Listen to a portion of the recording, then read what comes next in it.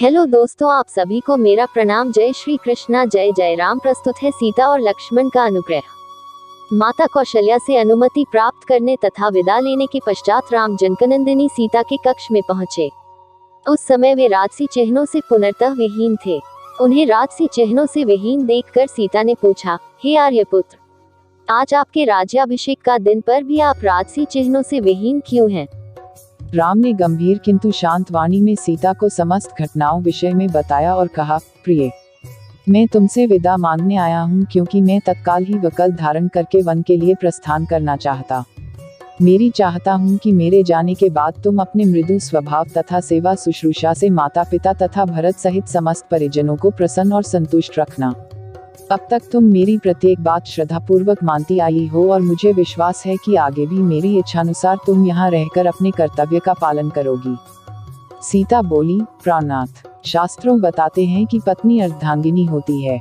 यदि आपको वनवास की आज्ञा मिली है तो इसका अर्थ है कि मुझे भी वनवास की आज्ञा मिली है। कोई विधान नहीं कहता कि पुरुष का आधा अंग वन में रहे और आधा अंग घर में। हे नाथ, स्त्री की गति तो उसके पति के साथ ही होती है, इसलिए मैं भी आपके साथ वन चलूंगी। आपके साथ रहकर वहां मैं आपके चरणों की सेवा करके अपना कर्तव्य निभाऊंगी। पति की सेवा करके पत्नी को जो अपूर्व सुख प्राप्त होता है वह सुख लोक और परलोक के सभी सुखों से बड़ा होता है। पत्नी के लिए पति ही परमेश्वर होता है। यदि आप कंद मूल फलादि से अपनी उदर पूर्ति करेंगे तो मैं भी अपनी क्षुधा वैसे ही शांत करूंगी। आपसे अलग होकर स्वर्ग का सुख वैभव भी मैं स्वीकार नहीं कर सकती। यदि आप मेरी इस विनय और प्रार्थना की उपेक्षा करके मुझे अयोध्या में छोड़ जाएंगे, आपके वन के लिए प्रस्थान करते ही मैं अपना प्राण त्याग दूंगी। यही मेरी प्रतिज्ञा है। राम को वन में होने वाले कष्टों को ध्यान था, इसीलिए वे अपने साथ सीता को वन में नहीं ले जाना चाहते थे। वे उन्हें समझाने का प्रयत्न करने लगे, किंतु जितना वे प्रयत्न करते थे सीता का हठ उतना ही बढ़ते जाता था।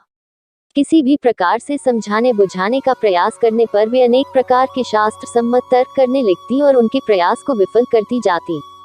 जनकनंदिनी की इस दृढ़ता के समक्ष राम का प्रत्येक प्रयास असफल हो गया और अंत में उन्हें सीता को अपने साथ वन ले जाने की आज्ञा देने के लिए विवश होना पड़ा। सीता की तरह ही लक्ष्मण ने भी राम के साथ वन में जाने के लिए बहुत अनुग्रह किया। राम ने बहुत प्रकार से समझाया, किंतु लक्ष्मण उनके साथ जाने के विचार पर दृढ़ रहे।